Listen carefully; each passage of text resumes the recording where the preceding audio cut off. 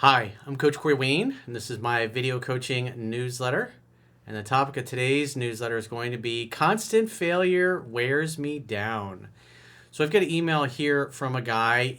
Things are going well in his personal life, but everything else is kind of going sideways. And you can tell he's made a lot of bad decisions. He's young. He finished college, hates his degree, worked an internship, I assume related to his degree. He hated that too. Got into a couple businesses, both failed miserably. And I guess recently he lost all what money he did have left in some kind of investment scam. And so now he's broke and he's upset because he can't even get a job now because of all the lockdowns and the fact people can't do anything. So I think he's in Europe somewhere. And so he's like, should I break up with my girlfriend and move to another country where there's more opportunity?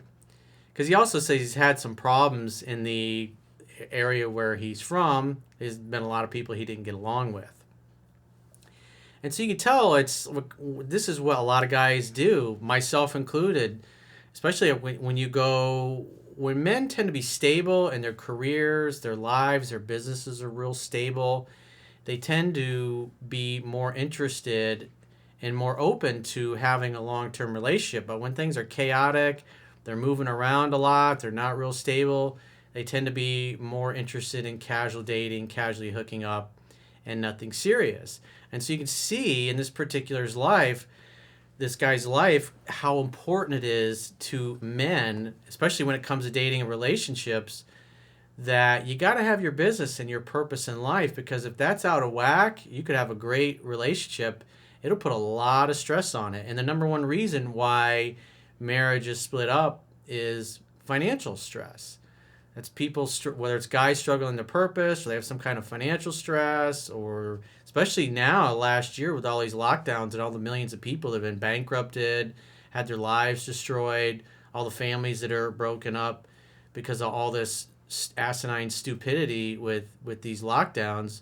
Whereas you can look at it now and make the case that, like what we did in Florida here, is what DeSantis did was he protected seniors. He recognizes that people that were older really would struggle with this. And then I think there was something, the CDC came out recently, and they said it was like 80% of the people that were hospitalized were obese. And so you wonder, was it really a good idea? And lots of data is coming out now that it would have been better to quarantine the older people and people that were obese and out of shape and not healthy, while most other people went to work. That seems to be what you're seeing in the media and people are discussing now, it's interesting. And so you could see the impact, like in this particular guy's life, because it's like he's struggling as it is in a struggling economy. Now he's like, now I lost all my money and I can't get a job because we're all locked down. And you can see that it puts a lot of stress on his relationship life. So I got a quote that I wrote, and then we'll go through his email. And the quote says, "Discovering your mission and purpose in life is a process, not a destination or a light switch that you simply flip on when ready. The process involves trying lots of things to see how you like them. Some things that seem exciting and compelling actually are the opposite when you experience them in real life. Things that you love doing today might no longer be fun in the future. You must also find things that you are good at by simple trial and error. We get paid based upon the value that we bring to the marketplace. Our gifts, skills, talents, and reserve of knowledge determine our income earning potential, but it is up to us to find the right job or business that gives us the opportunity to reach that potential. The best medicine for not feeling motivated is to get busy taking action towards accomplishing your grandest goals and dreams. Taking action breeds confidence and courage, but doing nothing breeds fear and doubt. Your purpose and mission is always evolving as you go through the seasons of your life.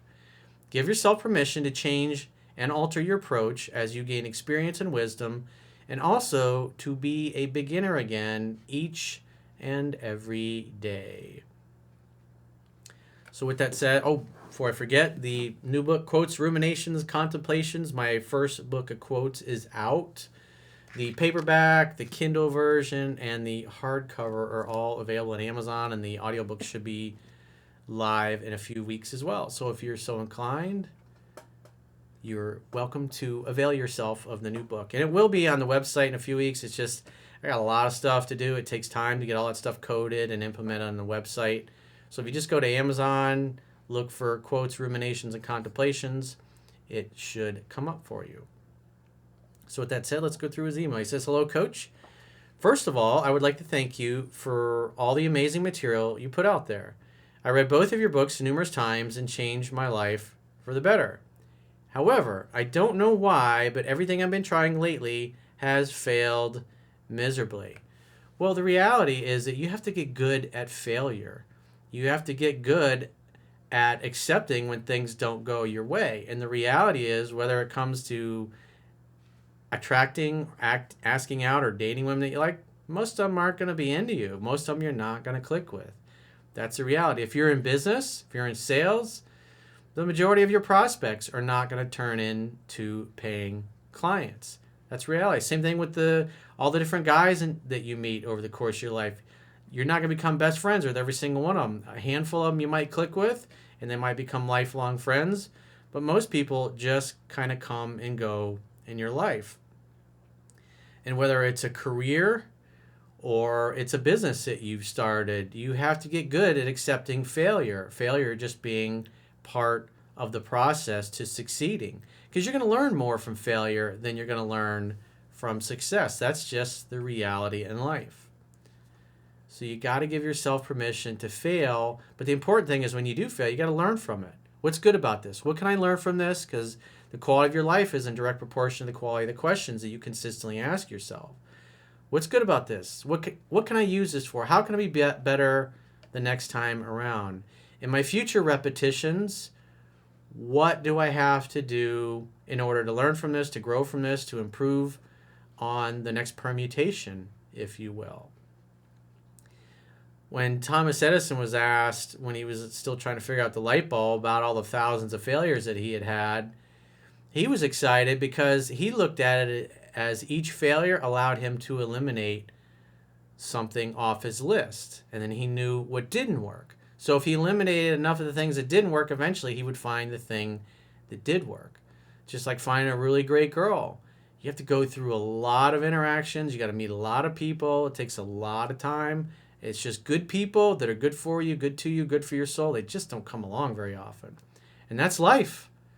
And if you don't like that, too bad. Nobody cares. Nobody cares about your problems. Nobody cares about my problems. And they're glad that we have them. And the best revenge for the haters and the people that complain is to succeed, to become successful, to succeed anyway, despite the haters. Because that's what shuts haters up, is when they see that you're successful. Kind of like what's interesting, like we were talking about earlier about DeSantis. Bill Maher just this past week is like, DeSantis got it right. It is what it is. Even though he went against the grain and disagreed with everybody, he was right. Protecting the elderly, that was the right move.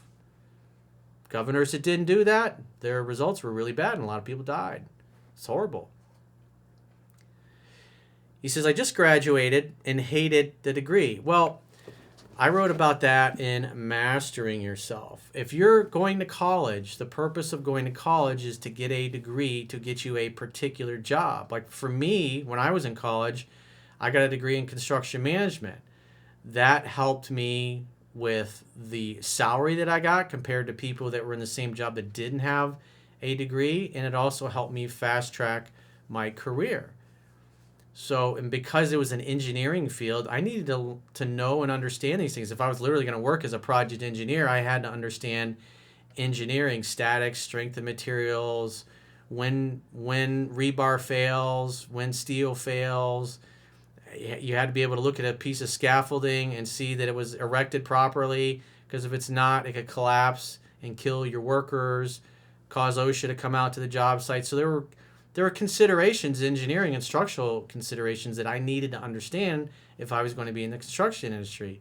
So my Bachelor of Science degree in construction management at the College of Engineering and Design was important for my field and my degree. Now, if I was going to go into some other field that doesn't require it, I mean, a lot of people go and they get these expensive, they go into expensive debt to get these useless degrees, and it's like they never even thought ahead of time, like, what kind of job am I going to get with this degree when I graduate? What is the salary going to be?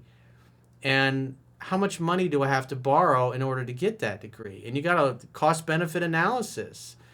If you're going to go $200,000 in debt for a job that's going to pay you $35,000 a year, probably not a good idea. It's probably not the best way to spend your time and your money.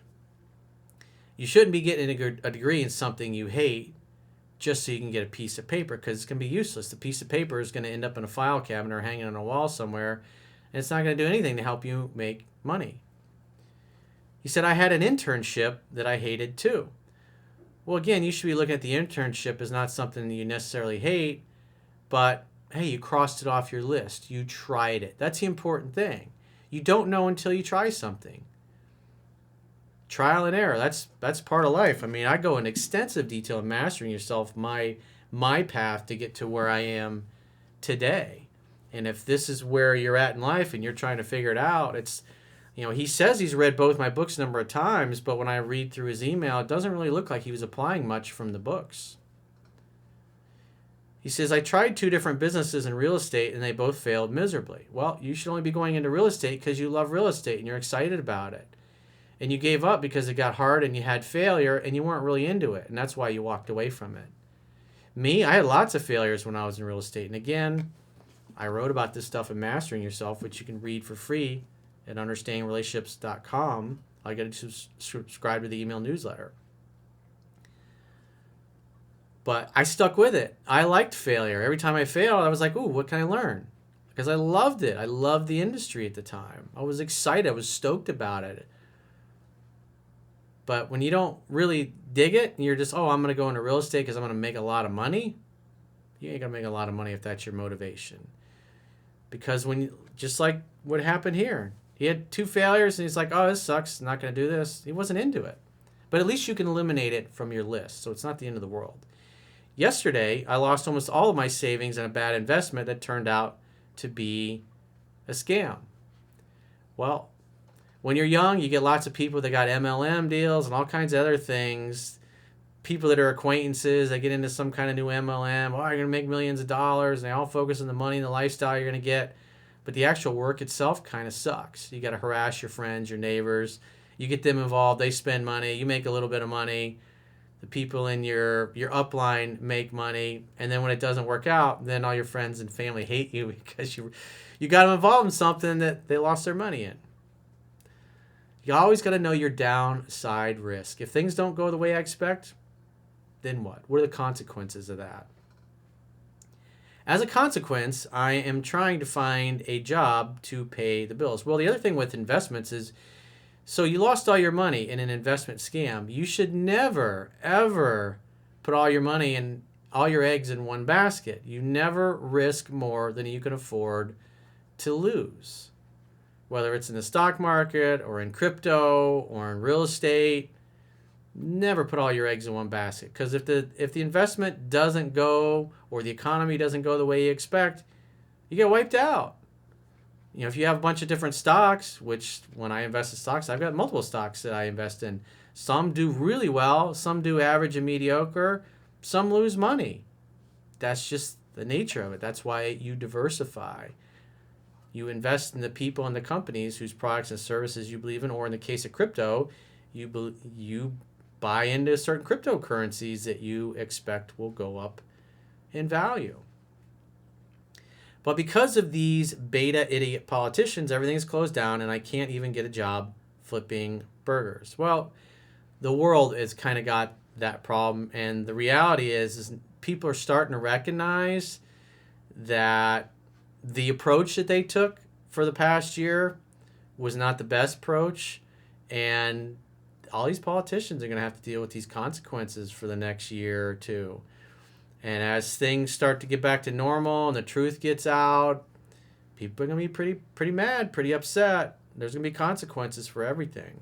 I'm not going to get into it, but you can't outrun karma. You reap what you sow in life. Plus, I had several conflicts over the years, and I have quite a few enemies in the small town that I live. Well, you know what? That's on you.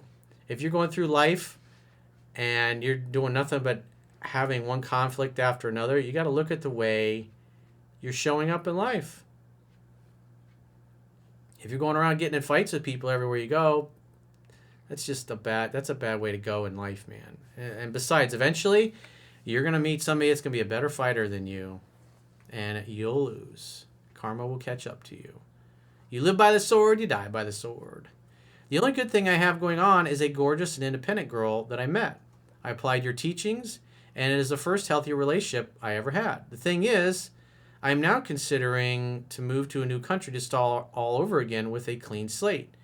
Do you think it's a good idea to leave the girl behind just because I have been struggling? No, but I understand why, especially when your purpose is screwed up, you don't feel stable enough. You don't feel safe enough in your own body. You don't feel like you can be the man of the house if you don't know how you're going to pay your bills, especially if your girl's making money and you're not. Because you can't help but feel less than a man when you're not able to make money. So I wouldn't just be upping and moving or breaking up with her because of that. It's like, why sabotage your relationship when it sounds like it's going well? It sounds like you got a good teammate. The reality is, and I also go through here, how to find a job, how to get any job you want. There are jobs out there.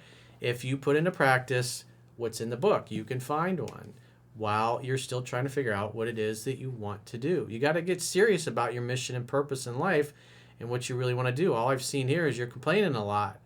You went and got a degree in something that you hate. Well, it's like you shouldn't have done that if you were real familiar with my work.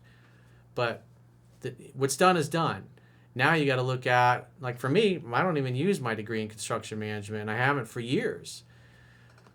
It was part of my past and what I did. And I learned from it. I had great experiences, but I built new things since then. Do you think I am just running from my problems and will face the same issues in my new country? It was like, yeah. Because there's the old saying, if you live somewhere and you don't like where you live and you think everybody's an asshole, and then you move somewhere else, and then you realize that even where you move to, everybody seems to be an asshole, the problem is not them. The problem is you and how you're looking at other people.